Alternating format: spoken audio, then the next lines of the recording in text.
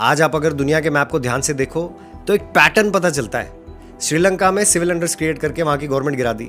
पाकिस्तान के prime minister Imran Khan को jail में ठूस दिया, नवाज शरीफ को उसी जगह बिठा दिया।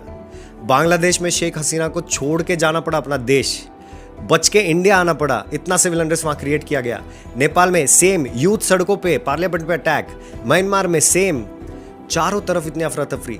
ये कोइंसिडेंस नहीं है, ये एक ग्लोबल रूल बुक का हिस्सा है। एक रूल बुक होती है जिसमें पहले सिविल अनरेस्ट क्रिएट करते हैं, डिवीजन करते हैं सरकार और सिविल के बीच में, सड़कों पे लेके आते हैं, वॉर क्रिएट करते हैं, सिविल वॉर क्रिएट करते हैं और फिर वहां की सरकार को हटाया जाता है। इराक के बारे में तो आप जानते ही हैं, वेपन्स ऑफ मास डिस्ट्रक्शन के नाम पर सद्दाम हुसैन को फांसी पे लटका दिया, इतना सिविल अनरेस्ट क्रिएट किया गया और अब अमेरिका वहां का सारा तेल एंजॉय कर रहा है। Same is the case happening in Venezuela right now. Maduro और उसकी वाइफ को उनके कंट्री में से उठा लिया और इंटरिम प्रेसिडेंट बोल के किसी और को, जुआन को वहां पे बिठा दिया।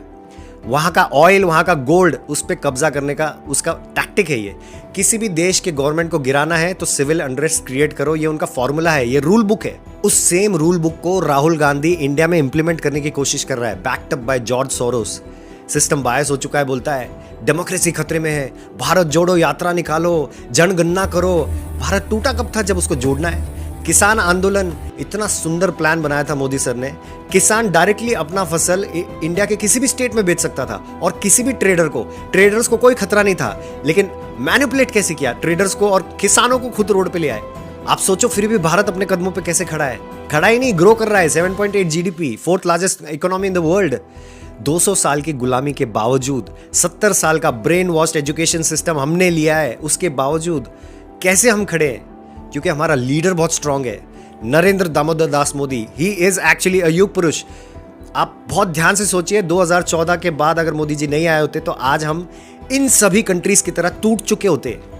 और सेकंड फैक्टर है, हमारे खून में बसा हुआ भगवत गीता और महाभारत। हमको सही और गलत का ज्ञान है। हमको पता है कि बचपन से तो सुना ही है कि बाहर विदेशों में दिमाग नहीं होता, भारतीयों में बहुत दिमाग होता है। आज ये प्रूव हो रहा है कि भारतीयों में दिमाग क्यों है, क्योंकि इनके बहकावे में, इनके नैरेटिव्स में, उन रूल बुक के हिसाब से जो भी राहुल गांधी करने की कोशिश कर रहा है, हम उसके बहकावे में आ ही नहीं रहे। जितना भी प्रेशर हो, फॉरेन एनजीओज का, ग्लोबल लॉबीज का, मीडिया नैरेटिव्स का, अमेरिका ने ढेरों सैंक्शंस लगाने की कोशिश की, लेकिन हमको ऑयल लेना है, मतलब लेना है, हमारा फायदा हम देखेंगे।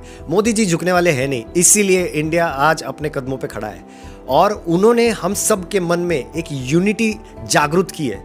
इस यूनिटी को वैल्यू करना, आप सब लोग इस यूनिटी को वैल्यू करेंगे, इंडिया जिंदा रहेगा, वरना बाकी देशों की तरफ बिखर जाएगा। Thank you so much for watching this video again. I'll be back with such other information next time. Stay fit, stay healthy. जय हिंद, जय भारत।